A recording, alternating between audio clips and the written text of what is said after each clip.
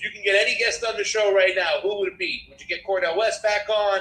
Would you get back on? Would you get Nina Turner on? I said, no, right now, if I can get anybody, it would be Dr.SHIVA. His work has been impeccable. He's a name I've heard for a while right now, for over a year, from all the experiences he's went through, and it's great to finally get him on the show and talk to him. Dr.SHIVA, how you doing, my friend? I'm doing good, Greg. Nice to be on the show. Hope you're doing well. Thank you. I appreciate it. I was trying to reach out to you before the election, have you on election day, because I heard about your story. As you know, Tim Canova comes on this show a lot.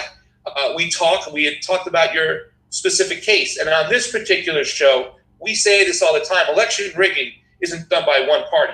It's a bipartisan practice. And you went through that with the Republican Party, this establishment that ran against you that nobody's seen on the street since 1972.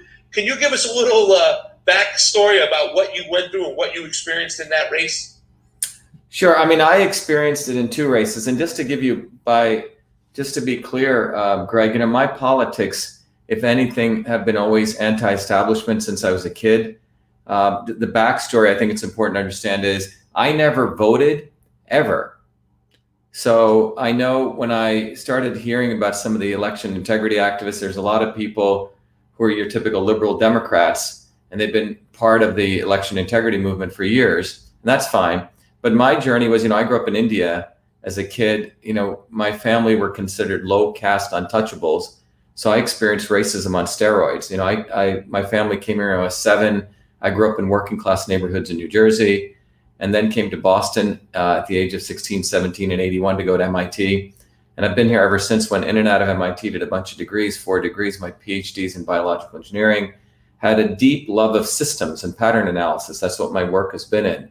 But I think one of the important things to understand is, so my interest in science and medicine have always been there. But the other part was a deep interest in justice and in political systems. So it's typically you find people who are the nerds who do math and science typically stay out of politics, but both have been interweaved into my life. So for example, in 1983, if you remember, Jesse Jackson ran against two guys meaning Reagan and Mondale. Yeah. And a lot of us who were anti-establishment, we thought, wow, Jesse Jackson is building an independent movement. And then at the end of the day, he basically gives all of his votes to Mondale, speaking the lesser of two evils. And that's when I came to realize that the liberal left wing of the Democratic Party is really the not so obvious establishment. They talk a good game, but at the end of the day, they bring people back into the establishment. And it's just talk. And the same happens on the right wing, right? You have people in the Tea Party who talk a good game, but at the end of the day, they funnel people back into the establishment Republican wing. So I came to the conclusion that both parties were essentially essentially they do not support working people. And then the more insidious part is the wings, the so-called not so obvious establishment wings, be it the Bernie Sanders, be it the Elizabeth Warrens, be it the Jesse Jacksons, the Al Sharptons on the left, who essentially talk a game, but they're essentially part of the establishment. They manipulate people. And then you have the same thing on the right-wing side, people who talk a game like they're Trumpers or this or that. And at the end of the day, they take working class whites and they sucker them back into the establishment. So this is something very hard that most people do not understand. So people essentially are into the Republican Democrat dialectic. So I never voted because of that. But when Trump ran, I saw him just obliterating both sides of the establishment. I saw him as a disruptor. First time I ever voted, I registered as an independent, voted for him, went to the inauguration. I decided to run as a Republican. This is in 2018 against one of the premier devils of the not so obvious establishment, Elizabeth Warren. Here's a person who's absolutely establishment. And our campaign was, we ran initially as Republicans, and the Republican establishment in Massachusetts, who's won with the Democrat establishment, got so afraid of me. They ran a guy on the Republican side, never wanted me even to get on the ballot, who photoshopped a picture, Greg, with Trump. There's 3 hands in the picture. Okay? and Charlie Baker, who's a rhino Republican, didn't want me running. They knew I was never going to get on the ballot. So we jumped ship and ran as independents. And our campaign slogan was, only the real Indian can defeat the fake Indian. And it had nothing to do with race. It had to do with the fact that Elizabeth Warren, her lack of integrity. So we had to run as an independent. Both parties colluded, didn't let me on the debate stage, even though in previous years when an independent got on the ballot, and there's only 3 of us, should have been on, we had to take, a bunch of our money and file a lawsuit. But that's when I learned that both parties, again, were the part. We got 100,000 votes in 2018, 5 times more than any U.S. Senate candidate in Massachusetts history. This time in 2020, we decided to run in the Republican primary as Republicans. We had 3,000 volunteers, 10,000 lawn signs, 20,000 bumper stickers, 500 standouts, working people. No one on our campaign was paid political hacks. People worked all out. And by September 1st election night, I knew in the primary we had about 250,000 votes, and this other guy who was nowhere to be found, not one lawn sign, not one bumper sticker, no organization, who was essentially appointed by the Republican GOP to basically stop me so I wouldn't get a shot at going after this guy called Ed Markey, who's been in there 47 years, the Green New Deal guy, okay? Yeah. So on election night, we end up winning in Franklin County, all white working class town, by 10 points. In every other county, 60-40, 60-40, 60-40, 60-40, 60-40. And don't take this the wrong way. Here's a pasty-faced white guy from Greenwich, Connecticut, who wins in Hispanic Lawrence, 60-40, who wins in Brockton, primarily black and minority, 60-40. Unbelievable. So when I gave my concession speech, which wasn't really much of a concession speech, I basically said, F you to the governor, F you to this guy. I said election fraud took place in third world Massachusetts. And I said, I'm glad we have the Second Amendment. And that was on September 1. And every day after that, Greg, I was doing tweets talking about election fraud. That's when we got contacted by Bev Harris. She's the one who told us about the weighted race feature, all of this stuff, and John Brakey on ballot images. And so I applied for a FOIA saying, hey, look, I want the ballot images. The general counsel of the Secretary of State's in a series of email conversations around September 25th. By the way, I'm tweeting out, and Twitter didn't do anything to me up until that point. I'm tweeting out election fraud took place in Massachusetts. 1 million ballots, the ballot images, I said were destroyed because that's the information I'm getting back. We went up to see the election official on September 9th at the Secretary of State's with cameras. And this guy saying, we don't have those ballot images. We turned that feature off, quote unquote, on video. So on September 25th, the general counsel is exchanging emails with me saying, we don't have to save ballot images. We're prohibited. Then I say, what's the law in Massachusetts? Then she says, we save the paper, but we don't save the ballot images. They're not stored. So I write back and say, look, you violated federal law. You have to save the ballot images. This election's null and void. Those 4 emails, conversations, I screenshot. And on September 25th, 26th, I put up on Twitter and they start going viral. Within maybe 6 to 12 hours, bam, I'm banned on Twitter for 21 days. We decided to move our campaign to a write-in campaign with these. We distributed 1.5 million of these all over Massachusetts. Because we had a massive volunteer base. We actually had a truly grassroots campaign. So I get banned for 21 days with that tweet for the next 35 days remaining. Totally shackled because Twitter's my megaphone. And what we find out is a bogus fact-checking organization funded, I think, or back-ended for Facebook says that my stuff was false. Ballot images, they confuse ballots with ballot images. But in that article, Greg, it was quite fascinating. They talk about a conversation they had with the Secretary of State's PR person where she admitted the state of Massachusetts Secretary of State had contacted Twitter to complain about me for election misinformation, the dog whistle, and that's when I got shut down. So I filed a federal lawsuit, 2 parts of the lawsuit, demanding a restraining order from the courts so the Secretary of State would no longer call Twitter. I'm still at the time I was still banned, and about a $1.5 billion lawsuit saying what they did was violation of my First Amendment rights. Now, the lawyer I had, he bails on me because no lawyer in Massachusetts wants to go after these guys. So people are saying, what are you going to do? So I represented myself pro se in federal court, which is unheard of. Okay, in front of a federal judge facing 3 lawyers. It was supposed to be a 1-hour hearing. The most important thing was the judge took the case. As you know, that's an important first step. Judges do not like to give temporary restraining orders because when they give that restraining order, they're actually going to admit that your bigger case will work. Okay. So I go, it was supposed to be about what I thought was about an hour and a half hearing. It ends up becoming a 4-hour hearing. Me, the night before, having to read legal books, putting together legal arguments along three points. One, that the state had induced Twitter.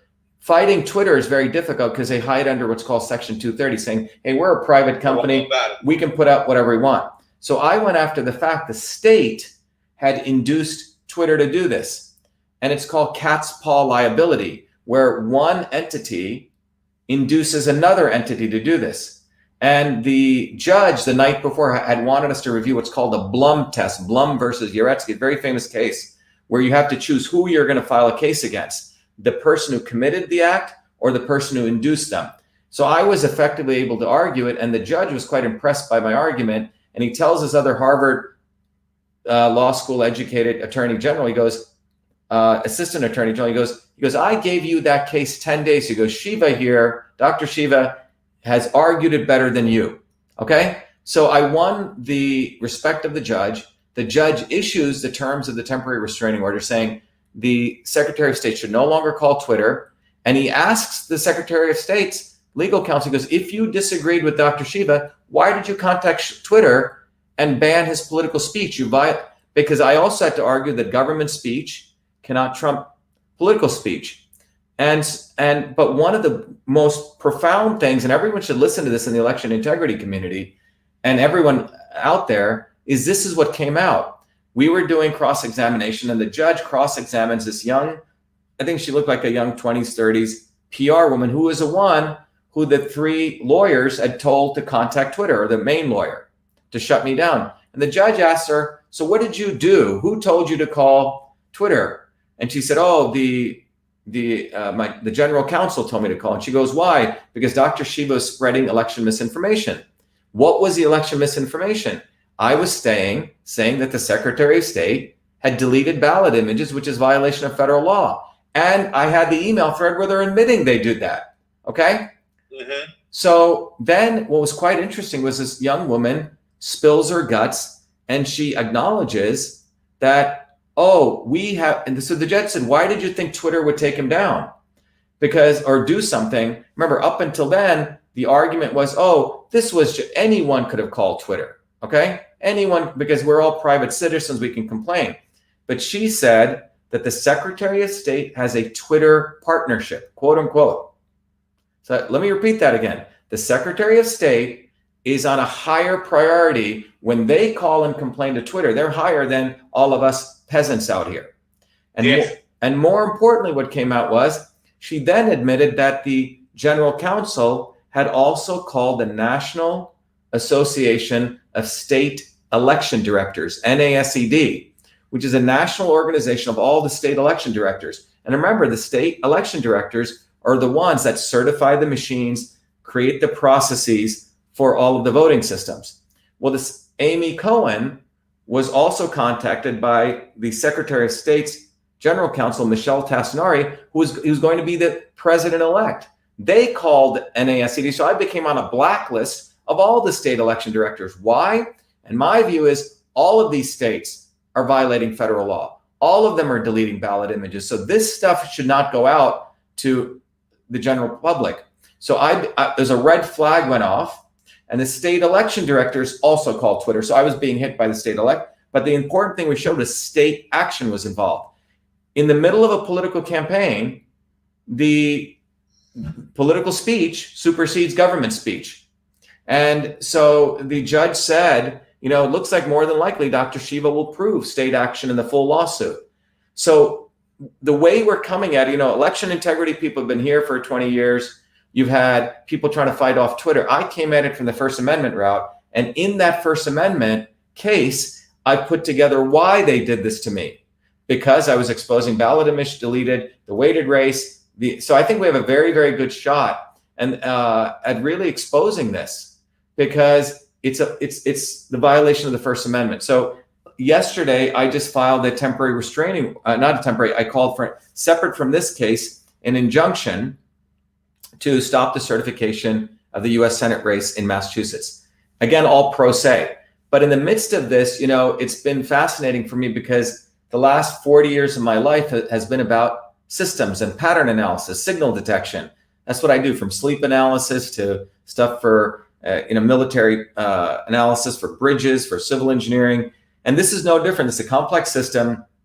You have a system where you're seeing a signal of defective behavior, and that's really pattern analysis. So that's when we did that video where we put out the first video was showing this anomalous behavior of this line in 3 counties, in Oakland County, in Macomb County, and in Kent County. And we put that in Michigan. We put that out. It went viral. You know, I got calls from all the people from the White House, et cetera, everyone very interested in knowing what to do. And I haven't dealt with these people. So I was a little bit trying to figure out what we wanted to do. And we decided that we wanted to be the scientists, the engineers, not get drawn into the left or right dialectic, because we think there's a bigger opportunity here for people to really look at this problem as a real problem, not as a political issue.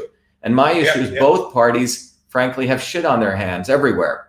Both parties have been involved in this, and I think both of them don't care. So I don't know what the theatrics is out there. I don't trust a lot of it, because and you see people raising money on election fraud right now. Okay. Yeah. But what I can tell you is that when we put out that video, you had here's a problem in this field. You have statisticians and mathematicians who do not know anything about the field of engineering systems or pattern analysis. This is a systems problem. This is a pattern recognition problem, which is a very different field. It's a complex field versus just looking at a line. That's why you had a very stupid guy in England who said, oh, Dr. Shiva is wrong. This is just a line. What's wrong with the line? That would be no more stupider than someone seeing a sine wave and saying, what's wrong with the sine wave on a ECG? Well, a sine wave is ventricular fibrillation, okay? Because a pattern is supposed to be a QRST complex. So in the second video that we did, we actually said, look, this is what the normal behavior looks like. It's a parabolic curve.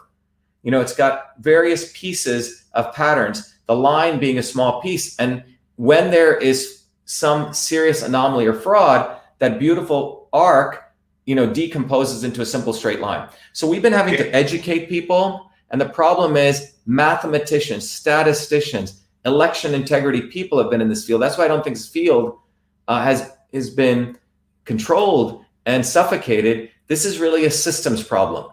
It's really fundamentally a systems problem where you're looking for signal detection of flaws. And we do this in every other field. We do it in cardiology. We do it when we try to detect signals. If you're sending a wave into a bridge and a signal comes back, you can say, wait a minute, there's a decay in that bridge.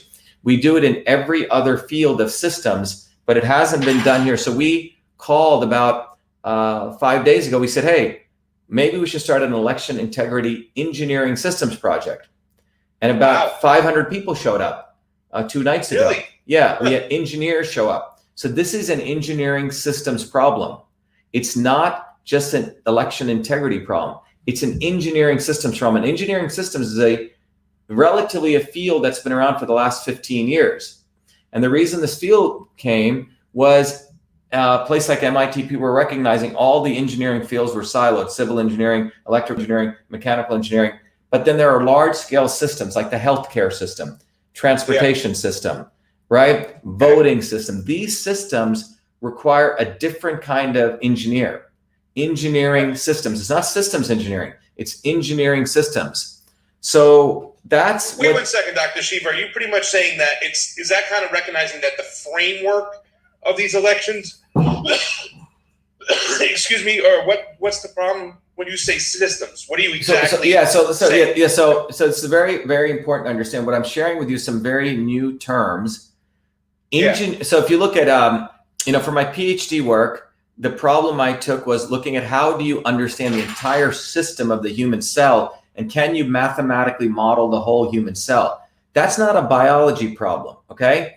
It is not a computer science problem. It's not a math problem. It's an engineering systems problem. It requires a multidisciplinary approach, and it requires a whole different science, frankly, pattern recognition science, engineering system science. So as human beings have created complex systems, a bridge you may think is a complex system. You may think, okay, a robot is a complex system, but there are systems of systems problems. A voting system is not just one system.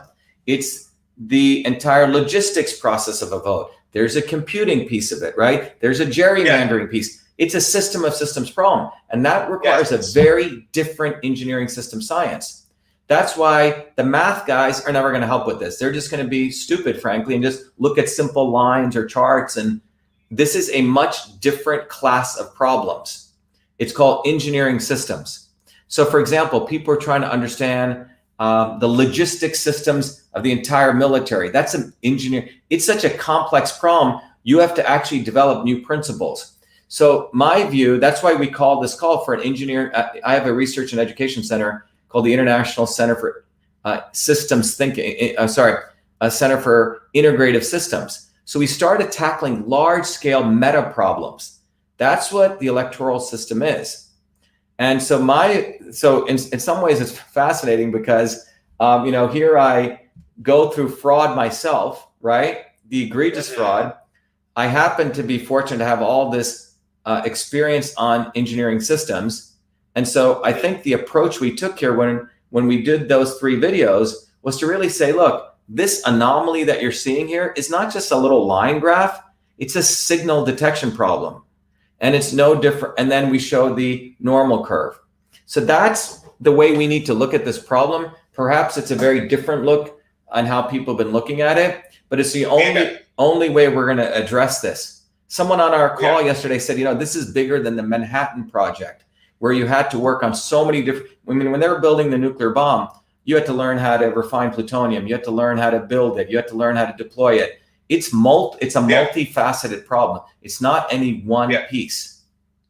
Yeah, I often talk about, the three heads of the dragon when it comes to our elections. Always pointing out that the tabulation machines have proprietary software from all companies, the 4 major companies, whether it be ES&S, Smartmatic, Dominion, or Hearts, running the GEMS program, whatever the case may be. They all have proprietary software and could flip votes. But that's just one head of the dragon, because if you look at the whole picture, the mail-in process that came this time, just shotgunning out these mail-in ballots, which just made it ripe for fraud. I mean, I think back in the days, if you look at the historians, they used to dub it the secret ballot because you don't know where it's coming from.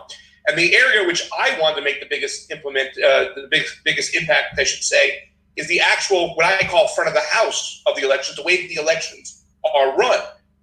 Being, where you come in, how you vote, that whole process, which that process, in my personal opinion, has been purposely sacked to be long, 4, 5, 6, 7 hours to disenfranchise younger people to come and get involved in the process, because who's going to want to wait 5, 6, 7 hours? So I guess what I'm trying to say is the language you're talking about, you're looking at the overall picture of how elections are run to try to move forward and get it straight. Is that what your eye on the prize is looking forward, Dr.SHIVA? Yes. So what I'm saying is, if you take, I just did a course today. I teach a course every weekend out of our center calling systems thinking, engineering systems. So very simple. If you take a box, there's an input to that box, there's an output, okay? Mm-hmm. And the box has a process. So when you look at any type of engineering system, the inputs coming in need to be verifiable. You need to understand what the inputs are. You need to understand all the processes within that system. So the output that comes out, if it is evidence, in science, evidence is unambiguous predictions. Because when on election night, you're seeing these numbers, all you're seeing is numbers, right? What are those numbers? No different than numbers of, I'm firing a rocket and it's going like this, right? If you're watching it on TV or something, right? Well, those numbers are a prediction, right? They're a trajectory of which way that election's going. That's all they are.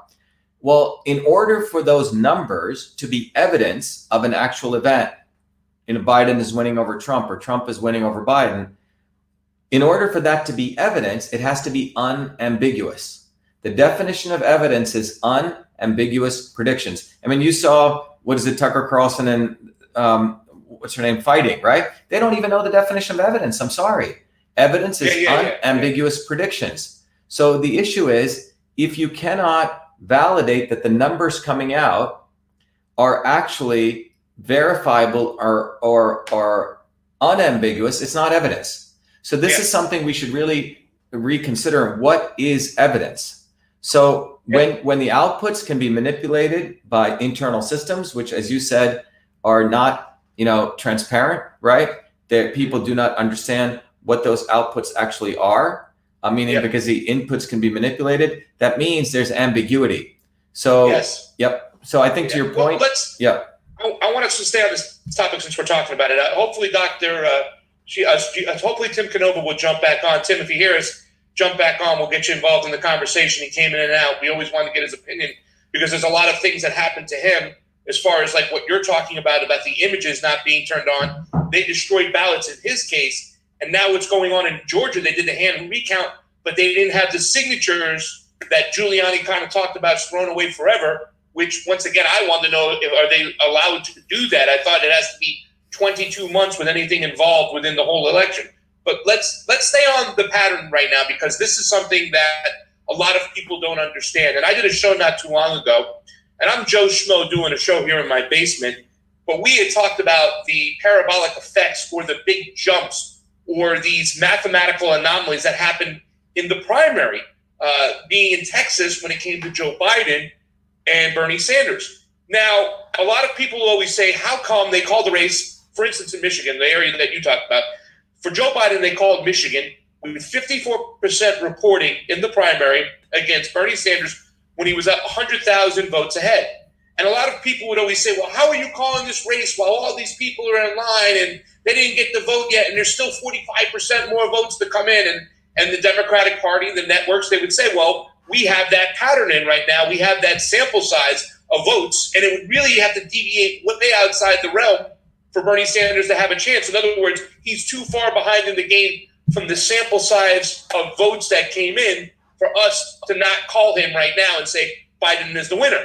So when you see Donald Trump on election night, 59% in, which was 5% more than when they called it for Biden against Bernie Sanders, 59%, and he's 325,000 votes up, you're saying to yourself, how come they're not using the same math and calling it now? Well, we know they wait until they get to 90-something odd percent, and then it's still the night. Here comes a big dump or a big flip. We don't know which one it is. We're just still trying to figure out. There's now affidavits signed and evidence that they saw these ballots come in. But can you give a little bit of a little example, a little small teaching into why we can call those votes at those races at such an early stage when the votes come in? Because I think people don't understand when we say Dr.SHIVA just showed and we saw these parabolic effects going on, we know something's up because it's out of the norm. It is now ambiguous, right? So can you give a little idea of what the patterns of... Yeah, so just to be specific, look, I find it quite unfortunate that we have, first of all, organizations like the AP, which are basically a conglomerate of media companies. I think the chairman of the board of AP is Hearst Publications, okay, which is one of the biggest monopolies of the publishing world. So why is AP calling, democratic elections? This is like a propaganda arm of the bourgeoisie, of the elites, right? They're the ones who are determining elections. This doesn't make any sense, right? Yeah, and the way they call it is very suspect too. Right. It's very dirty. Right. So. And then over here, so you have the media companies calling elections. Over here, you have, and by the way, they're a nonprofit, okay?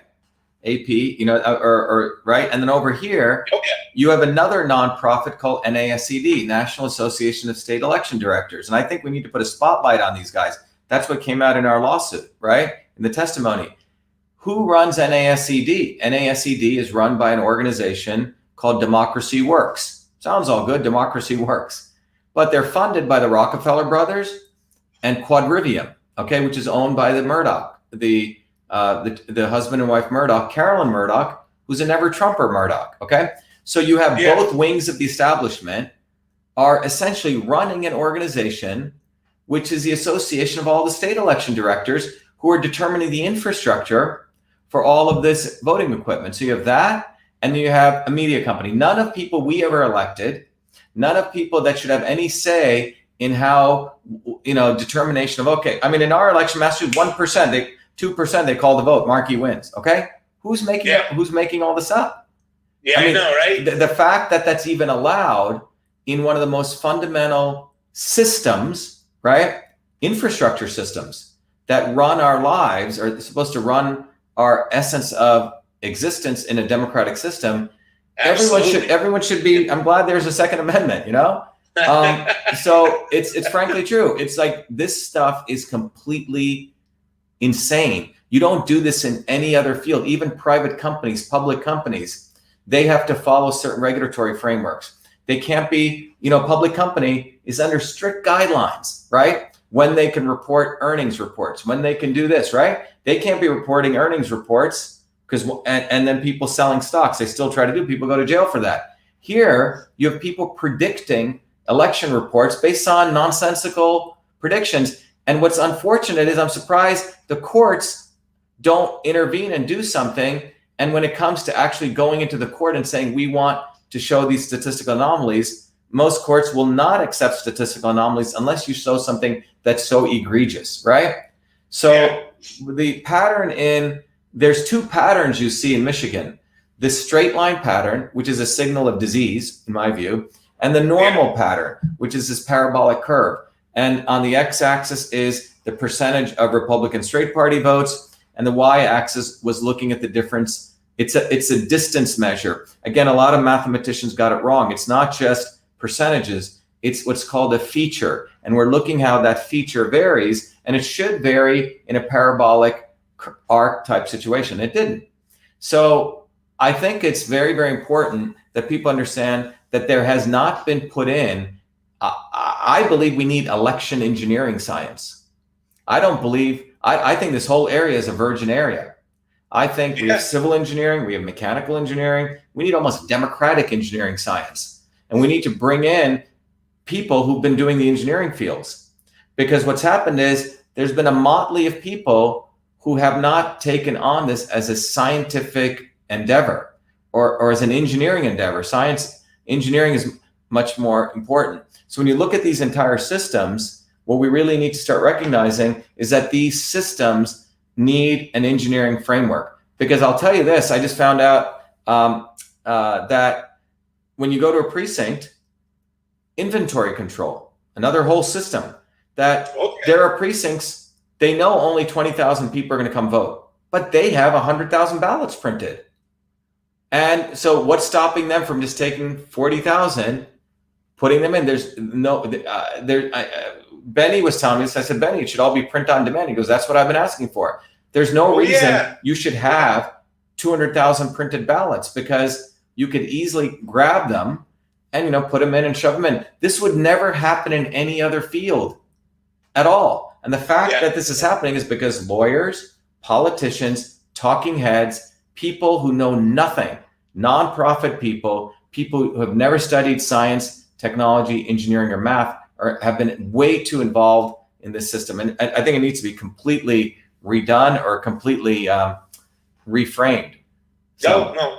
Can I just jump in there, Dr. Shiva, and say amen, number one?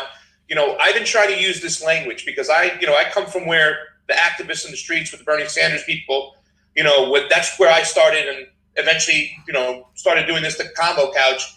And now I consider myself a leftist libertarian who fights for, protection of our civil liberties, election integrity, and trying to end the regime change wars, obviously.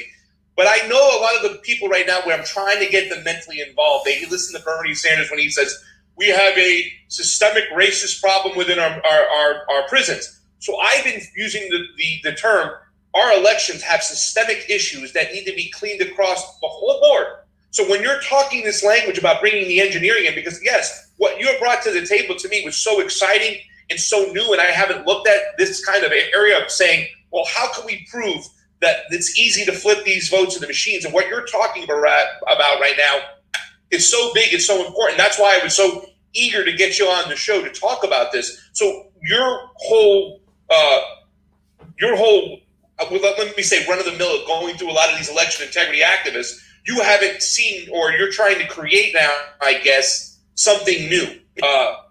moving forward. Well, I think, yeah. Is that what you're saying? Yeah, let me tell you what happened. In 2003, there was a profound change that took place in science and engineering.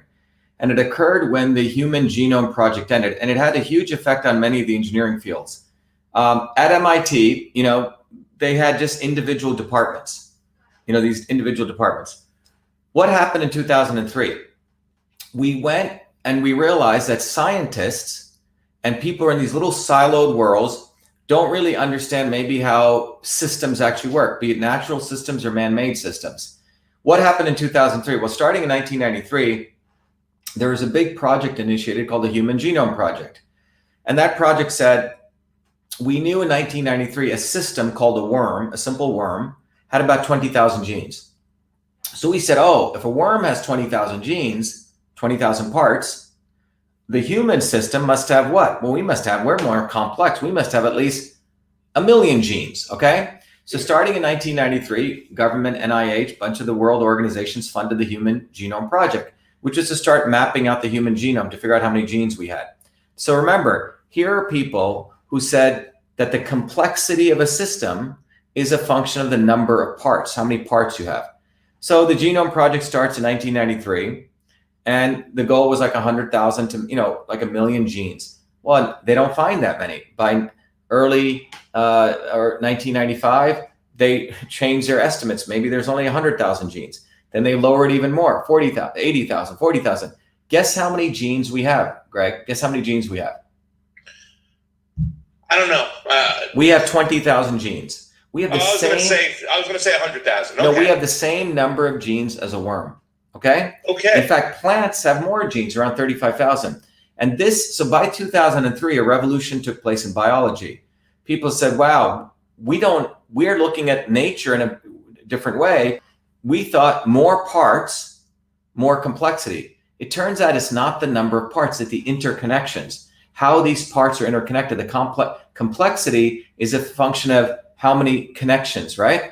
So that gave rise to a field called systems biology, very new field. And that's when I came back to MIT in 2003. I'd done a bunch of degrees in engineering, and I always loved medicine, but I hated the world, the way the doctors would look at the body as a part. You go into a doctor, they just say, I got a headache. Okay, you got to go see 5 specialists, okay? Versus traditional systems of medicine had a different language of explaining this whole system. Voting systems are not just any one little piece. They're a complex system. So that gave rise to a field called engineering systems. And that requires a completely different discipline. It's a completely different domain expertise. And that became the field that I love, because you can apply that to many areas. So you look at the medical freedom movement. Okay, you've had guys like certain people involved in that movement. Oh, we want to stop the vaccines, blah, blah, blah. But all of those people like Robert F. Kennedy have been involved in that movement, sitting on the movement, telling people not to rise up and really fight. Well, what's happened? They lose everywhere they go.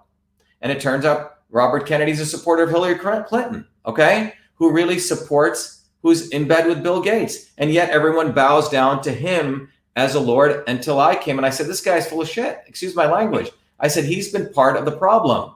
He's been sitting on the movement. And when you really look at the vaccine, anti-vaccine issue, it's not pro or anti-vax. It's not left or right. It's actually the right medicine for the right person at the right time. That's what systems theory tells you, that every one of us is a unique system. Telling everyone to take all the same vaccines doesn't work. You see what I'm saying? Now you have a framework to go beyond left and right. You look at the mask issue. One side says wear masks, the other side don't. The real issue is that masks may cause oral health damage, for example. This is a scientific fact. So we got to pull this stuff out of the left and the right, because the left and the right do horse trading. They never want to solve a freaking problem. So you have all these nonprofits in every field, not only election integrity and medical freedom. You go at the environmental issues. All of those things have these people who come in and claim they're going to fight it, but they sit on movements. And so the only way out of this is to take a systems approach, because then you take the power away from these folks and you bring it into a much more rational world of taking a systems approach. So the election integrity issue here, to me, is a very complex systems problem. And at the fundamental level, in some ways, when I look at it, Greg, when we had about 400 people on the call, we gave opportunity for everyone to speak. We've come up with a document which we'll publish for everyone to look at, a transparent document. And one of the women on the call was very fascinating. There were people saying we need blockchains, we need this and that, very technical solutions. And this woman was very cool. She said, you know what? I don't know about all this technology. She said, maybe we need to go local, back to our communities, educate people on civics, the importance of participating in elections. And maybe all of this should be non-technology. Maybe it should be all hand counted. Maybe it should be a citizens run in a completely different way. Go back to old school. So there's a philosophical issue here. You know, I'm a technologist. I've been involved in technology for a long time, but I think technology at a certain point can actually be enslavement. Maybe some of these problems, we need to take a big step back and say, do we need this much complexity for voting? Is this much complexity necessary? So I think there's a big philosophical issue this brings up. You know, one realm of technology, high tech and tracking and encryption and da-da-da-da-da. And the other thing, wait a minute, why don't we go back to the old town crier model? Brexit did all their votes by hand, all of it. Yeah. So why are we putting layers of technology? There's a guy called David Noble at MIT, who was a history of science professor. 2 days before he got his tenure at MIT, he wrote a very interesting essay showing, the old windshield wiper system, the automatic control. He said that was actually done by a Michigan mechanic, and 2 MIT professors went and took it from him. Okay, he never got tenure at MIT because he was taking away the MIT brand. But David Noble ended up becoming a Luddite. Okay, he said, what? A Luddite, Luddite, it's a new word for you to learn. Luddite means someone who's against technology, someone who says, basically Luddites believe that the technology that we should implement is a technology that uses human power. So hammers are okay because you're using human power. Levers are okay. But when you start running massive burning of coal and fuel and stuff this is it's a bigger discussion, but maybe we should rethink how much technology do we need, right? Because we thought, when the printing press came, all of us were going to be free. Well, then 4 major publishing companies owned all of the press. In 1993, when the World Wide Web came, it was great. Everyone was building their own little websites, all this freedom. Well, then it consolidated into 3 companies, Twitter, Facebook, Google.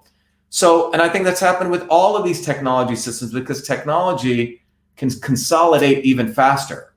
So we really need to have a big rethinking about all of this. Yeah, blockchain's interesting. Okay, yeah, you can do encryption. Yeah, you can do cards. Yeah, you can do this. But once you go down that realm, the average human being doesn't know what's under the hood of any of these systems. You have to get PhDs at MIT or double PhDs, or you have to have to really understand it.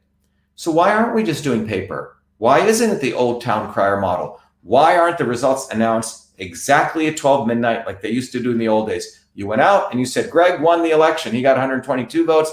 We can do that. So I think there's some much more fundamental issues in this, because right now what I see happening, because I've been in touch with a lot of these people, a lot of the lawyers are just flailing. They don't know what to do. I was on the phone with people in Arizona. They're trying to push data. The judges won't take data. You have people calling Trump people Nazis. You have so much noise. Yeah. And all you have is election fraud is taking place. Maybe the unfortunate thing is maybe so much of it will be discredited. People won't believe any of it's occurring. You see, there's this. Yeah. It's crazy because this conversation has gone even, it's into the stratosphere over here. So let me just ask you a question, because you've looked at this, overall, and people ask me, Pasta, what would you do if you were the election czar of the country? What would the first thing you do? What's the first thing you would do? And I always say the first thing I do is throw out the proprietary software in the corporations, and I go to open source software. But I'm always big on the actual process. In other words, I always say that it's not so much that where we cast our vote, it's where it's counted. So I'm a big believer where it's casted, it has to be counted, because once you get it out that side of that building, the chain of custody, and us moving our ballots or whatever to a tabulation location just is more room, along with it should be counted right. I agree with you. It should be local. All of this should be. Yeah. There's a book that E.F. Schumacher wrote many, many years ago in the 70s called Small is Beautiful. Some people were critical of it, but There's something to be said about, remember we talked about connections. Every connection you add creates far more complexity. And that's what we've done. Why aren't the votes simply counted right there at 12 midnight? No one leaves. Citizen run, you count it right there and you announce it right there and it's done. You're done. It's done. It's bounded. People look at it, you review it, and it's counted at every precinct. Put it up on the cloud, report it, and you're done. All the ballot images, if there are any, put it up on the cloud. It should be that simple. The level of complexity we've added with technology, it's too much. Look, I run a company, Greg. I run a bunch of companies, okay? At one time, I created a technology for analyzing email, okay? And we built a very large, multi-hundred-million-dollar company out of it. All the biggest corporations in the world would send their email to me. We would analyze it, figure out what the content was for customer service so you could route it. Well, I remember one of the large companies one time called me. They were being sued, okay? And I needed to do a big data pull. I used to hold the companies of, the emails of many large companies in our secure data center. If I was an unethical individual, I could have just deleted that, taken money from them, right? Protected them. Oh, we don't have the emails. So what I'm trying to say is the consolidation of technology has put infinite amount of control in individuals' hands. I'm not even talking about a few people. I'm talking about a single individual. A chief technology officer of a company could make a decision like that could affect the lives of billions or hundreds of millions of people. This is not a good thing. And I don't care how many technologies you put on there, blockchain, encryption, it's still the human beings involved, and people can flip these things. Yeah. So I think we need to relook at all of this. I used to say that machines don't cheat. People manipulating machines cheat. So that was always a really big reason for me to say open source, because I always wanted a system where you came in, you voted, it went into a ballot box. At the end of the night, they all come out of the ballot box. They go into the open source machine.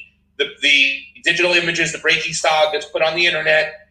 Then as soon as they come through the machine, the hand count on film gets done for the public eye to see, and then you have your results right there. I always thought that was good because we would, make the breakies happy, the open source people happy, and the hand counters that are all kind of like knocking heads really happy because all three is incorporated in one. But what you're saying is that sometimes maybe the complexity of too much technology is bad. So if you were the election czar, what would be the first move you would make? I think this should all go back to local. It should go back to paper. This is my view. And you're hearing this from an MIT technologist, okay? I know. I think until we figure out the entire supply chain of this, we should keep it simple, stupid principle, follow the KISS principle. It should be local, citizens run, a lot of local citizens. Look, politicians suck, lawyers suck, okay? These people are crooks. And the reason we're here is because you, the average citizen, has outsourced your democracy to a bunch of, frankly, people who you're losing because you're outsourcing your stuff to people who have no right to be involved. So citizens have to get involved. I think this should be paper, actual paper. There should be maybe even carbon paper. You get it, you get a receipt. And if you want to image it, like Breaky said, you put it up. That's it. And you count it on that day at the precinct level. It's done. No transport. That precinct should be firewalled. You get the data, it's counted right there, and it's done. No one should be taking any data out of that room. Keep it paper. And if you want to image it for archival, great. Xerox it, image it, put it up. But a lot of citizens need to get involved, and that's not a hard thing to do. This is actually easier. This is very easy to do. And I think that's what should happen. Look, there's other countries who do this, okay? India has 1 billion people. They count votes. Yeah. That night you get the result. And that night you get the result. Okay? Yeah. The fact, look, voting systems are an infrastructure problem. Bridges are infrastructure. Water systems are infrastructure. America, by the way, got rated on that infrastructure side a D+ by the American Society of Civil Engineers. Massachusetts got an F-. Third worst infrastructure in the United States. And correlating to that was Massachusetts was rated as the 10th most corrupt. I think Hawaii's number 1, okay? Where Tulsi Gabbard's from. Yeah. Okay? Yeah. So you have these states Infrastructures are falling apart. Massive corruption. Corruption loves horrible infrastructure because bad infrastructure means you can't track anything. So and that's what's happened. Voting systems are an infrastructure problem. So you know what you do when you have massive infrastructures? You go back to small. You decentralize. You go back to small is beautiful because they built these mammoth infrastructures and they're falling on top of themselves. And the voting system is an example of that. I think we need, if I were the quote unquote elections are, I say freaking go back local, citizens participation, people. What would you do with mail-ins? I don't think. Would you limit them? Would you? I don't think we should have mail-ins. Yeah. Okay. But see, then Dr. Shiva, then we have to answer the problem of the process of voting, and this is the job that I want because I come from the restaurant industry. Why do we need mail-ins? Why don't people in a local community pick up people, be local citizens, right? Bring them in to vote. Everyone votes. It should be a model that's a civic model. It has to be. We have to go back to the sense of community. You're participating in the community. You get the day off. Okay, let's make it that important. Instead of mail-in, why don't we give people the whole day off? And so you have more than enough time to go to a local precinct and vote. Okay, your neighbors should take you. What about making this a community model where you build back the essence of what it means to be a citizen? I mean, we've eliminated all of that, right? Technology, I think we got to go back to community. That's where this is about. We got people wearing masks. We got social distancing.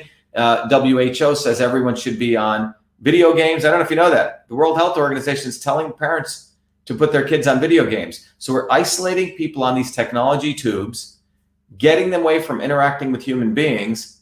And that's the systemic, if there is a systemic issue, that's what it is. It's the elimination of human beings interacting with each other. And that's what you get here. And those in power love it because a few nerds or a few people behind some opaque doors can flip a few switches. And like in my election and Tim's election, they don't have to campaign. They look at us as fools. I'm out there pounding the pavement hard, actually meeting people. And they're sitting there and saying, look at that fool. Probably what they thought of me. We're going to flip a switch because we have the technology prowess. That's why I think we need to go back to hand counted. And that's the technology. It's funny because like a lot of the open source guys, you know what they tell me? They said, Pasta, listen, if it's a choice between using a proprietary software and hand counting, us open source guys will say, let's go hand counting because that's how strongly they feel when it has proprietary software in there. And I think you guys have pointed out that these aren't bugs in here that are having these weighted elections. These are features. And in fact, Sidney Powell put down, she said the other day, these are she used the word features, and she used the word that all the other companies could do the same thing with this, with the counting when it comes to the ballots. Obviously, we're talking about the bigger picture, what's to come, and what you think where we need to go. Can we concentrate a little bit for a second about what's going on right now as far as the press conference of Giuliani and Sidney Powell the other day?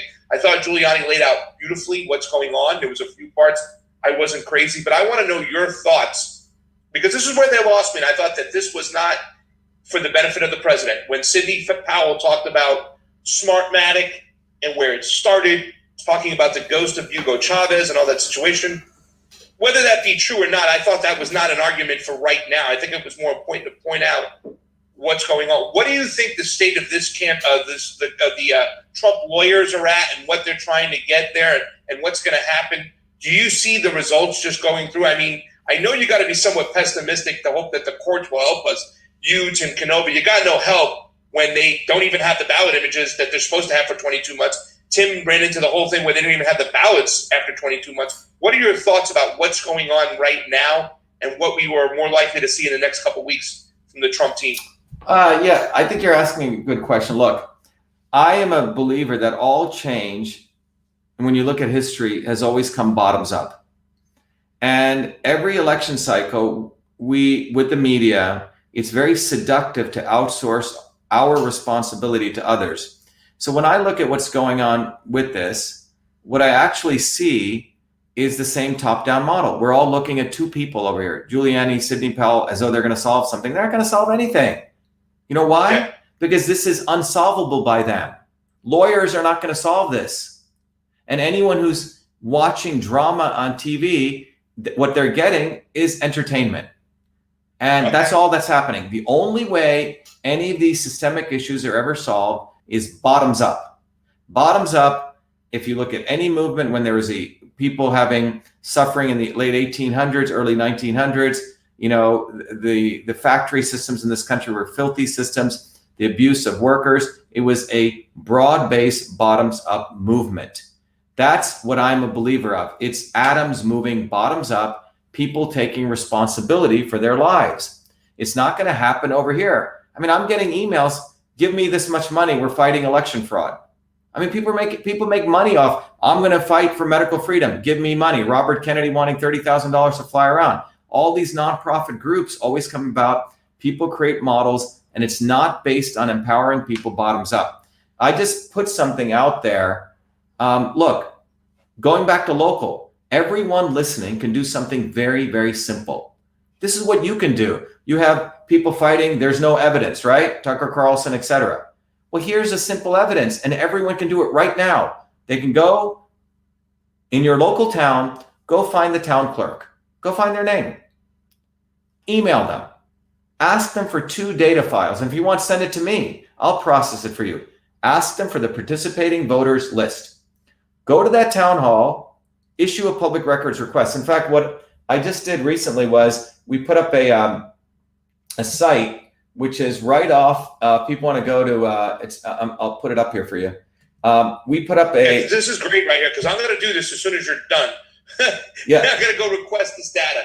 Yeah. So the 2 things, if you want, I can bring it up for your. I can share it on your Zoom if you want. But please do. Yeah. Let me see if I can do this here.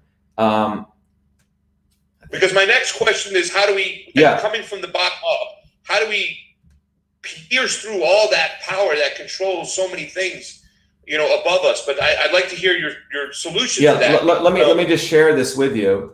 I think can you see this here? Yeah, I can. So Dr. Shiva wants you. Yeah. So let me tell you what we just did this very quickly. We did a little because people always want a nice graphic. Okay.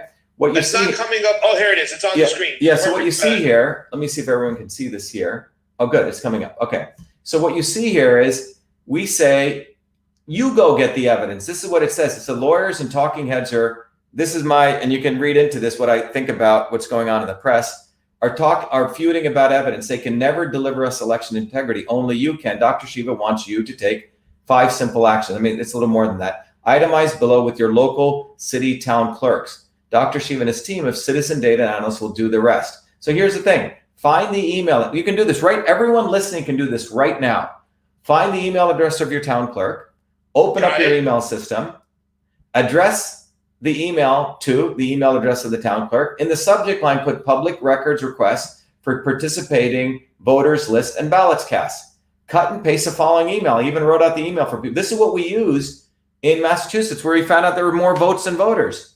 And write to the town clerk and say, I would like to formally request the following 2 items. Item number 1, they're supposed to give this to you, the list of voters, the actual people loaded. Please provide me the list of those who participated in the recent November 3rd, 2020 elections, broken down by method of voting, which is either they were early party, absentee, mail-in, at the polls, or provisional. Please send me this electronically.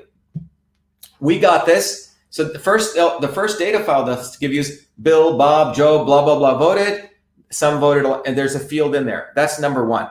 So if you look up all those names, let's say there's 100 people. That means 100 people, the input, voted in that precinct, either mail-in or early, etc. The second data file you should ask them for them is a ballots cast, also known as a cast vote record. Cast vote record. And this document should provide me the total number of ballots cast in the recent November 3rd, 2020 elections. They'll break it up, write-in, undervotes, right? The blank votes, the overvotes. Sometimes people fill in both boxes, right? And broken down by method, early, absentee / mail-in, at the polls, provisional. And send me that. That's it. Based on your state law, they should typically take 10 days. If we get those 2 lists, we will count them for you. I said, send me to this email. We're going to post them up there.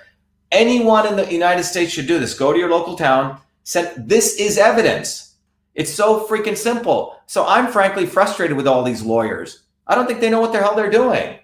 You know, they're the ones who created this problem.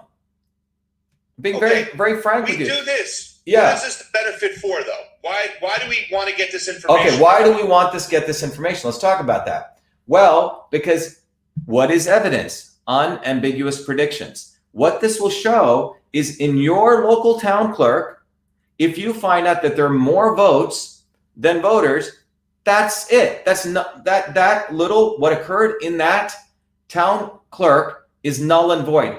That's true irregularity. That's grounds for filing a serious lawsuit and saying that election is null and void. It's so simple. X 100 people came in, and if you got 20 votes, something's wrong. It's that simple. And the election official better have a damn good reason why that took place. So we're going to get all that data. I think it's already gotten about 3,000, 2,000 retweets already or something like that. I'll do it. Tucker Carlson, I'll give you the evidence. Look at all these towns all across the United States where there's more votes or less votes. It should be perfect. These people get paid to count votes. Simple numbers, the integer numbers. So yeah, we have people talking about weighted race. I've talked about it. But at the end of the day, this is so simple. Everyone listening, get off your butts, walk away from the TV, go to your email, or I've also done it where you can print it out and walk in Monday morning and ask for it.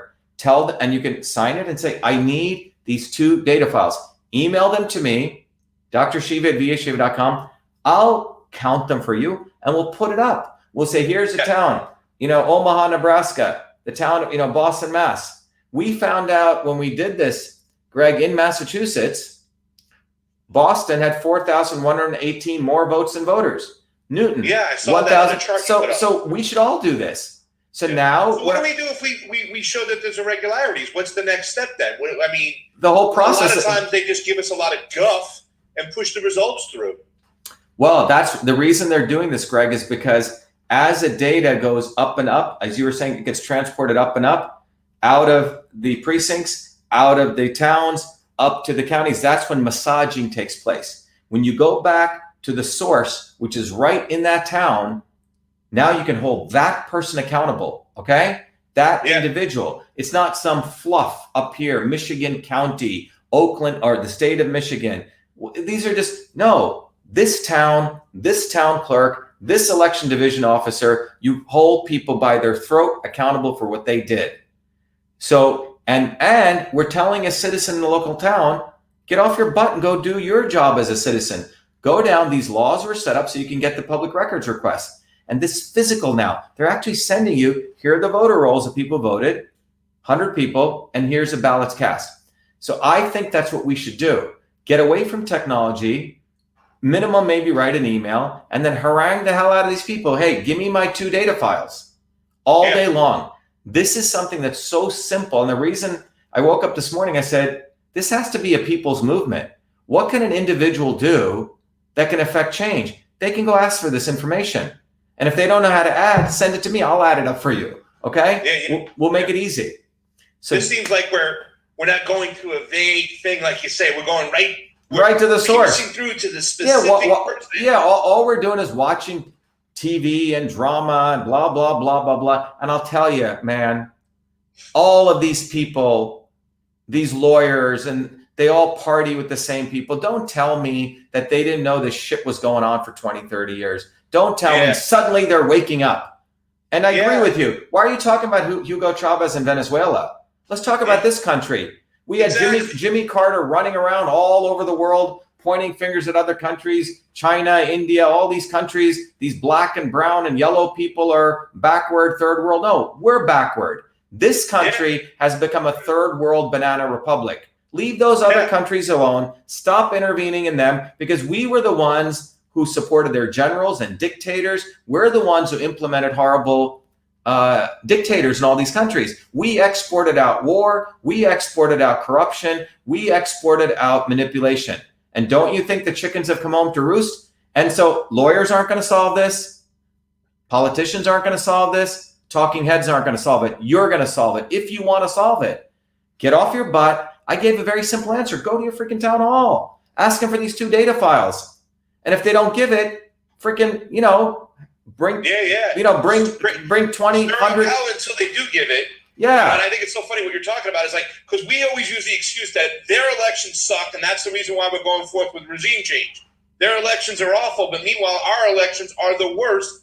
And it was funny, too, the way the Trump team was talking about Hugo Chavez. And I saw you on the show with the Hoffs from the Gateway Pundit, and it was so funny because they would point to Jimmy Carter's work on mail-in ballots as he was the one who told us, but now they're just ignoring his information when he says that Venezuela had the best elections in the world. So it's like they cherry pick the information when it suits them, and you can just see this kabuki theater going on. And like you said, this has been going on for a long time. I'm just happy to see that at least somebody is standing up and saying this is wrong. Now all this language and all this talk we see from a lot of Trumpers is great because we were talking this language for 4 years now? So yeah, Dr. Shiva, I think it's awesome too how we can start being part of the solution on the local level rather than just looking at all this guff in front of us. So, I mean, I think that's I'll bring it up here again. It's very easy for people now to simply go here. I think I had it here still. Yeah, I think it's so simple. I made it really simple. Nice little graphic. Go get the evidence. You go get the evidence. Screw Tucker Carlson. Screw these lawyers. You go get it. And you can do it via email. There's the email. You simply or I even made a little file for you. There's a little file. People can literally go download it. You can print it out, put your name, go right into them, take a picture, videotape them, just do it. It's all right here. So we made it that simple. It's done. We need people to start taking responsibility for their lives and stop outsourcing it to numbskull lawyers. They don't know what the hell they're doing. They're if anything, what they care about is, are they going to get their next job? Okay. That's what this is about. What's their next gig going to be? Okay. If Trump goes away, what's their next gig? That's what you're looking at. Yeah. And they'll say stuff. Bernie Sanders said a lot of bullshit. At the end of the day, he gave all of his votes to Hillary Clinton. Okay. Yeah. That's what he did. And he bowed down to Biden. He bowed down to warmongers. He didn't build an independent movement. So Bernie's full of shit. Okay. All of these guys are full of shit. The only people I trust are working people who actually work for a living. And those working people have been brainwashed to outsource their decision making. So that's so it's really up to people. It depends on what people want to do. It's not going to come from these talking heads. And so it's going to be interesting. It's like new soap opera, and maybe you feel good watching it, but frankly, it's not going to do anything in my view. But Dr. Shiva, listen, on this network over here, when we would talk about electoral politics, when we would talk about what was going on with Bernie or Tulsi or what Elizabeth Warren was talking about, green bombs, and we were all, always in that kind of field, we would get so many more likes than if we would talk about election integrity. Now people are talking about it, but how do we get people more involved with election integrity? Because I tell people all the time, hey, you want a Green New Deal? You're not going to get it without election integrity. Hey, you want Medicare for all? You're not going to get it without election integrity. Whatever populist idea you want to get through, it's never going to get through unless we get the Dr. Shivas and the Tim Canovas, the Angelica Duenases in, and people don't understand that the battle for everything we want so holy is right here. How do we get people involved? Because I've never seen people get involved like they are right now until it happened to Donald Trump, and Trump said, no, no, no, whereas Bernie bent over and said, okay. Yeah, I think the first thing people need to understand is that this is not Democrat, it's not Republican, it's not independent. This is not black or white. This is something that affects everyone. Because if your vote can be manipulated, if the input to that system can be manipulated to a different output, it's that simple. It's not one person, one vote. If you cannot have that integrity, we're going to have 70 million people pissed off with another 70 million people. And maybe that's what the establishment wants. Maybe the way they'll want to play election integrity is never to have a solution. So we are all fighting each other. Maybe this is the new divisiveness, okay? So, but engineers, working people, a plumber, an electrician, a mother, we actually have to solve problems. Lawyers don't. Think about the lawyer model, Greg. What is a model of a lawyer? What's their business model? Make sure there's problems so they can go and defend people that have jobs. Well, no, their entire business model is the longer a problem goes, and the more money they make. The more money they make. So just think about. So don't tell me you're going to take a wolf and overnight change it to a sheep. You're not, because their model is the longer a problem goes, they get more publicity, they get more money, they build their brand. That's what you're watching. Why would a lawyer ever want to solve this problem? They're going to be out of business. Why do they want to solve any problem? Lawyers make money the longer a divorce goes on. Lawyers make money the longer a dispute goes on. The longer a problem goes on, they make money. But we working people don't. We got other shit to do. Okay? Yeah, no shit. We want to solve problems. So if we want to actually solve problems, what we have to do is step back and say, who's going to solve this problem? We're going to solve this problem. That's what we're supposed to do. And the way to solve this problem is local. Go to your freaking town clerk. They should know that you mean business, that you're going to bring more and more people out there. I want this data. Show me the freaking data, because that's eye to eye. You're looking at them now. They're your neighbors. They walk down the street. You know who they are. And that's how we got to make it. We have to make this local. As long as it's outsourced to some computer machine in the sky, which is doing some races and manipulating stuff, it's the nerds are involved in there. That's not what life is. We got to bring it down in a very simple way. It's got to be local. It's got to be hand counted. That's my solution on this. That's the technology here. That's what an MIT technology guy's telling you, that the technology here is going back to hand counting and making it local. I don't trust anything at all. All these guys are full of shit. That's fascinating. Yeah. It's fascinating. I thought this interview was going to be a little bit different today. I'm glad we're talking about solutions right now, because myself, people ask me all the time, Pasta, you've been involved with this for a while. What do we do? And hearing you say, well, we have to just get more local. We have to throw out the technology that is kind of screwing us, or the way we use our technology, I think, is important as well. But after we identify the problems, after we ask our neighbors for these records and stuff like that, and if we do find irregularities, what's the next step then, Dr. Shiva? I'm telling you, the solution is hand counted, okay? And it has to be local. No, but what do we do to get that hand counting? If our elections aren't good to us to run, because people say, well, then run for office. Yeah, but there's you have to go to mass action. In the 1800s, 1900s, there were millions of people in Times Square protesting in this country, okay? We have to put a gun to the head of these politicians if necessary, all right? It's the only way out of this. These guys are all scumbags. The politics is supposed to not be a lifelong venture. You're supposed to go in and get out. That's why I keep saying working people unite. Working people need to unite for truth, freedom, and health. That's the movement that we're building. It has to be bottoms up. Working people. We don't want Bernie Sanders, who never did a freaking job in his life. We don't want talk show hosts who are determining our future. We don't want Tucker Carlson. He watches which way the wind blows, okay? He's a master grifter. All these people that we outsource our lives to, it's you. You have to understand that you have to take action locally. Let me give you an example, okay? We issued a FOIA, a public records request, to the town of Boston, one of the most corrupt, run by a guy called Marty Walsh. Okay, who called me a white supremacist, by the way. Okay, that's how they suppress you. So anyway, we issue, and it's another whole story. So we issued a request saying we want these items. I want the participant list on September 4th. One of our working people took off from work, went down there, not a volunteer, not some college student who has a lot of time, a working person, took off work, did it for our campaign. Well, 10 days go by, 20 days go by. So you know what we did? 20 of us went down to City Hall without wearing our stupid freaking masks. We walked in, 20 cops came. And what did we do? We said, we're not leaving here. I said, here's the request we made on September 4th. You're violating Massachusetts law. Where is it? We're not leaving. You know what? Within 20 minutes, we got that data. Do you have footage of this? Yeah, we have footage. Yep. Please, if you can put a link to that or whatever, I would love to see that. We'll put it. So you got within 20 minutes, you got 20 minutes, and the cops were actually supportive of us, the Boston police. So, yeah. Okay?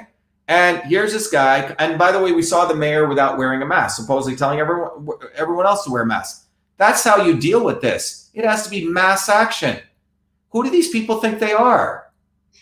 Who do they think they are? And the reason we're in this situation is because of you. You meaning you, the American people, have been watching way too much freaking sports, way too much celebrities, way too much reality TV, and that's where they want you. They don't want you on the ground. And then you have people like the Robert Kennedys and the not so obvious establishment. We're going to handle it. We're your saviors. No, no one's your freaking savior. And on the right side, the Q guys are going to come down. Okay, there is no Messiah. It's us. And that's what this is going to teach us. You have to put a gun to these people's head. And I mean that metaphorically, hopefully, and hopefully it doesn't have to be physically. Okay? Yeah. That's what needs to happen. We need to hold these people accountable. We need to go back to good old civil disobedience if necessary, or more. That's how this is going to end. It's corrupt because we let it get corrupt. And every level of giving we give to them, they just think they can get away with more and more and more and more. This has gotten here because people have relinquished and they've lost their will to fight. They've been drained of their whatever chemicals in their body have been squashed. Okay? Yeah, I know. It's been drained.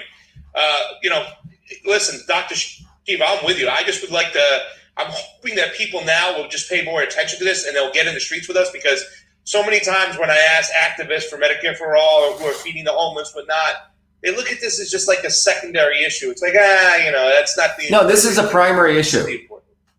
What's that? I think this is a primary issue. I mean, again, when we put these cards out... I know it's the primary issue. Do you know we had 3,000 volunteers go do this every day.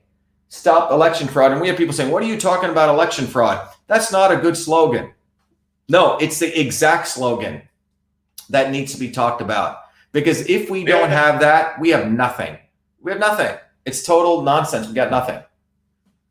Yeah, I think it is. Have you heard of democracycounts.org? Somebody just No. So you got to understand, I don't know any of these organizations. I don't have any affiliation. I've had different people call me.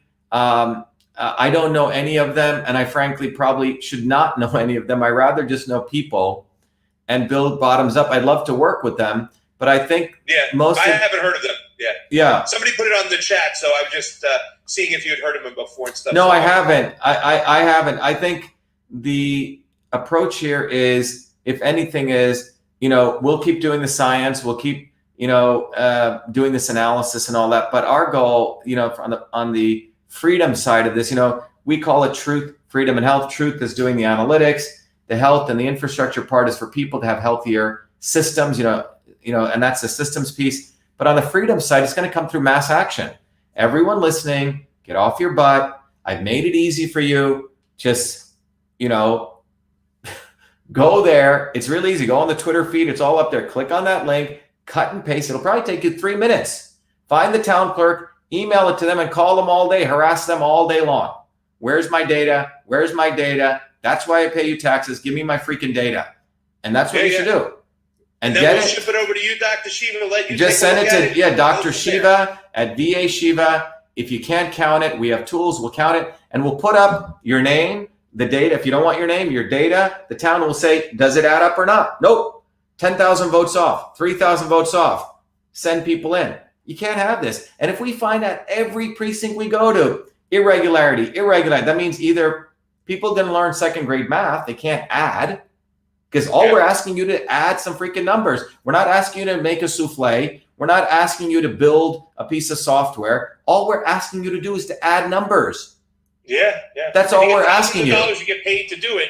You can't even. And the election commissioners get paid hundreds of thousands of dollars in many of these towns, right? All we're asking you. If you can't add, then shut down the whole thing. Shut it down and take all of you resign from all your offices. Let's put people coming there. Let's do referendum elections overnight, but get rid of all of you. You guys are all stupid. You're incompetent and you're part of the problem. But that's what I'm saying. Let's go local. Let's hit them right between the eyes. Give me those pieces of data. It's my data. I paid for it. That's how simple we should make it. So, Dr. Shiva, this was an amazing conversation today. I can't thank you enough. Like I said, I had something prepared. I didn't even look at I just said, this was a parabolic effect. We went right off the pattern of what I was planning on. Sorry about that. It was some great information. I got a text from Tim Canova. He said, just stay on top of what you're doing to have the interview. He doesn't even want to jump in because he thought we were in a good spot. I do want to get you out of here with one last question, because I do want to talk a little bit about what is going on. just your last question, how do you think this is going to play out with the Trump team and the protests and everything that they're taking to the courts? Is there a chance they might overturn these states, or do you think what's in the machines is locked and loaded, it's made to self-verify, and it's going to be the referee saying, after further review, the play stands? Your thoughts, and then we'll get you out of here. Well, look, one of the most important things that as you unravel this puzzle, what you realize, remember, we live in a federalist model, right? Which means you have state rights and you have the federal government. So now think about all these states. Think about all these states that are swing states. Aren't they all Republican legislatures? Michigan, Republican legislature, right? Yeah. Wisconsin, I think. But I mean, it's not necessarily Trump. No. But listen to what I'm saying. Yeah, remember Trump. Let's be very clear, okay? To people who are saying, "Oh my God, the Democrats are doing this to Republicans," and you're frankly very stupid. Okay, get out of this Republican Democrat. Get out of this Republican Democrat, because then you're part of the problem. Okay, the Republicans and Democrats are one. Trump was not a Republican. Trump was a part of the Reform Party. Maybe he knew some politics, maybe he didn't. But he was anti-establishment. And the reason I voted for him was he never succumbed. Even on that debate stage, he kept hammering all the other Republicans and the Democrats, okay? And to me, just doing that, I don't care if he passed one bill in the world. The fact that he made fake news a household term, he should get some Nobel Prize just for that, okay? That's my view, because no one ever did that on the national stage in the lifetime I've seen in this country. But this Republican-Democrat dialectic is actually very, very stupid. So when you turn around and you look at this, what you find is that the swamp doesn't give a damn about Trump. So take Michigan. The legislatures are Republicans, all right? They don't frankly give a damn about what's going on in Washington. Their swamp is the dome of Michigan. They control the legislatures. They're the ones who put together the laws for them. They don't care what the governor is. So if they have to strike a deal, we'll give it to Biden, but we are going to maintain power here, they'll sell out Trump. Okay? So it's not Republican, Democrat. This is how they want you to, this is how they keep working people divided. Black people and white people fighting each other. Okay? So the reality is that when you really unravel this, it's about power, profit, and control. It's not about truth, freedom, and health. It's about power, profit, and control. Whether in Massachusetts, the Democrats control the legislature with a rhino governor. So they don't care. They definitely don't want an outsider like me, or down in Broward County, someone like Tim Canova coming up. Absolutely. So they screwed him. Bernie Sanders screwed him. All of them screwed him. Okay? So you got to understand that there's the national level here, but all politics is local. So the Republican legislature, they're not Republicans. They're a bunch of scumbags who want to control their power. So if they have to screw over Trump to keep control of the legislature, keep their votes, they'll do that. Same in Massachusetts, the Democrats, okay? If they have to keep Shiva Ayyadurai out, they'll do that, okay? It's about local control, the local legislatures. And that's what people really need to start thinking about. So if you think, oh my God, the Republican legislatures are going to help Trump, no, they aren't. Look what's going on in Georgia. The governor, Georgia governor, basically gave you a big FU to Trump, right? Now he's saying he's going to look at signatures. This is just posturing, okay? And even you take a guy like Ted Cruz, he's acting like he's going to stop this and go after Jack Dorsey and all this. What Ted Cruz sees, he's a little more clever of a monkey, okay? He's saying, wow, there's 70 million Trumpers. I better maybe posture myself supporting them because I want to prep for 2024. That's what he's doing, all right? I did a tweet. I said, hey, Ted, why don't you have me come in and testify? Because I will actually have 100% evidence showing how Twitter colluded with the Secretary of State of Massachusetts in the testimony. He didn't call back. Do they really want to shut down big tech? I don't think so. Not those guys. Huh? Yeah. Well, I mean, I do think that there are. I don't think there's any Democrat right now that is outside the establishment. The candidate I like, Tulsi Gabbard, she's on her way to leaving, whatnot. But on the Republican, it seems like we have a few rogue senators and rogue House members that might be fighting for actual freedom of speech. I definitely think Cruz and Rubio are plugged into the establishment. Their language alone. I mean, some of those Republicans, they feel that they're not censoring the right people. You know, like you have to censor Iran and China more. What's wrong with you? But there does seem like a few rogue, individuals within the Republican Party. Yeah. We need to build. We need to build. Yesterday, the testimony from Hawley the other day for the senator from Missouri, what he was pointing out, and if you looked on the board behind him, a lot of the talk, he was accusing Dorsey of Twitter and talking with Facebook and converging together to say, who do we censor? And they had election fraud up there as one of the things to say they were censoring. So I do see some, I would say, rogue senators or maybe some rogue House members on the Republican side, libertarian-minded, that might be with us. Maybe I'm wrong, but well, look, the real solution, the Democratic Party, yeah, independent. So I mean, I'm still learning that what's going on over there. But I don't mean to interrupt you, but I did see Cruz is part of the establishment. Do you think we have any help in Washington whatsoever when it comes to? I don't. I think you're asking the wrong question, Greg. The issue is, what do we need to do? We need to build a movement. And I hear you. You need to build a true bottoms-up movement. I shouldn't digress back to that. So. Well, I think it's the only way out. I mean, who are these guys? There's career politicians, Harvard Law School guys. They're part of the clique. Anything they do, they're just clever monkeys. Okay, let's talk about election fraud now. Let's talk about we're against big tech censorship, right? They're not going to do anything because they're part of the machine. The only way change is going to come is bottoms up. It's not going to come from mainstream media. It's going to come bottoms up. And that's, so what we're doing is we've created a political theory, which is about the interconnection of truth, freedom, and health. Freedom is a foundation of practicing the scientific method. That's how you get to truth. And when you have truth, you can identify real problems and real solutions for health. And when you're healthy, physical health or infrastructure health, then you have the strength to fight for freedom. That's the interconnection. That's principle number one that I teach. Number two is we need to build a bottoms-up movement, period. And number three is we need to understand the not-so-obvious establishment, the Kennedys, the Sanders, some elements of the Tea Party, right? All the people who are these elements who ultimately drive people back into a corrupt electoral process. Sorry, Tulsi Gabbard endorsed Biden, okay? She was part of the Council of Foreign Relations. She didn't stay mum. She caved in. And I told friends that. I said, look, I've met Tulsi, nice person, but you know what? She was part of CFR. At the end of the day, why did you endorse? Yeah, I mean, so was Dennis Kucinich at one point too, as well. Yeah, I know that. Dennis Kucinich is part of the he's part of the Democratic Socialists. They're not real revolutionaries. These people do not take a revolutionary position. They're reformists, okay? They're not revolutionaries. Tulsi Gabbard talked a good game. She was the anti-war wing of that rainbow. Okay, you had Andrew Yang. He played the Asian American role. You had the gay guy, right, Buttigieg, right?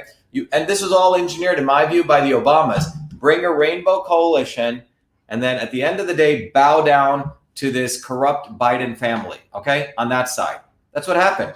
It's engineered. It's engineered corruption. Well, I'll tell you this much, Dr. Shiva. I'd love to talk to you more. Since I did follow Tulsi Gabbard, I had to learn about Indian politics. I had to learn about the Narendra Modi. I had to learn about the BJP and the RSS. Oh, okay, yeah. Everything that was going on, and man, it really blew my mind. Wow, okay. I'd like to have you back on another time to talk about that, because it is interesting what you did say about Tulsi, and not just being a Tulsi fan, but the last several bills that she's come out with the get rid of the ballots and harvesting. Let's pardon Julian Assange, Edward Snowden, and going after the whistleblower protections for the espionage. How long has she been in How long has she been in Congress, Greg? What's that? How long has she been in Congress? I think about 14 years. Is it? Why didn't she didn't know about this before that? Well, I think that there was definitely a turning point. I don't want to get into defending. Anyway, what I'm trying to say is, no change is going to come about unless it's bottoms up, and we have to start diminishing our hope for these people, because the amount of effort it took them to get there is quite. They went through the swamp to become the swamp. Yeah. So the only way out of this is us. and it's you. That's what it's about. It's about you, you. You need to take action. You need to activate yourself. You need to get politically conscious. There's no other way out of this, period. I got it. I get it, and I understand. And it's going to still be a hard case to get other people involved because they are so consumed working 2-3 jobs, if they even get a job when we come out of this whole coronavirus situation. I mean, a lot of people are, the system is that they're so consumed with just trying to put food on the table that when they get home from work, all they want to do is pop a beer, watch some reality TV. Well, I don't know about that. I mean, our campaign, Greg, energized 3,000 volunteers, working people. We went into Central Mass, people who run small businesses, plumbers, electricians. Those are the people that supported our campaign. I wouldn't say that. The hardworking people make time for this. We see them coming out on weekends. If the message is right, working people are not going to follow Bernie Sanders. They know he's full of shit. They're not going to follow some Tea Party person. They know they're full of shit. They're going to follow a guy like me who came bottoms up. They're going to follow a plumber, an electrician. They're smart. Working people work with their hands are actually very smart. They can look at someone and say, that guy's full of shit. So I'm telling you, on cold days, hot days, winter days, we had working people out there collecting signatures, not some paid signature person. Everyday working people. We need to truly have working people unite, not some DSA bullshit working person. They're the ones who take advantage of working people. I'm talking about a real revolutionary bottoms up movement, which aim is to destroy the establishment. That's what needs to happen. Yeah. Both sides. I always said they need to be obliterated. Duopoly is the problem. We have to crush the two-party duopoly and get rid of it. Dr. Shiva, this was an amazing interview. I can't wait to do it again. I hope you come on and do it with us again. And listen, I'm going to be with you on this election integrity push or this election transparency. I'm going to get this done, what you're telling us to do. And I hope everybody watching the Combo Couch does what Dr. Shiva does. He put it out there. Go to the website. Let's go and get the data. You own the data. We paid for it. We deserve it. And let's start this bottom-up movement. Dr. Shiva, was amazing. Please come back and talk with us again. Sure. Thank you. It was very nice, Greg. Thanks. Be well. It was a pleasure. Yep. Ladies and gentlemen, that was the Combo Couch. Come back and see us again. That was Dr. Shiva.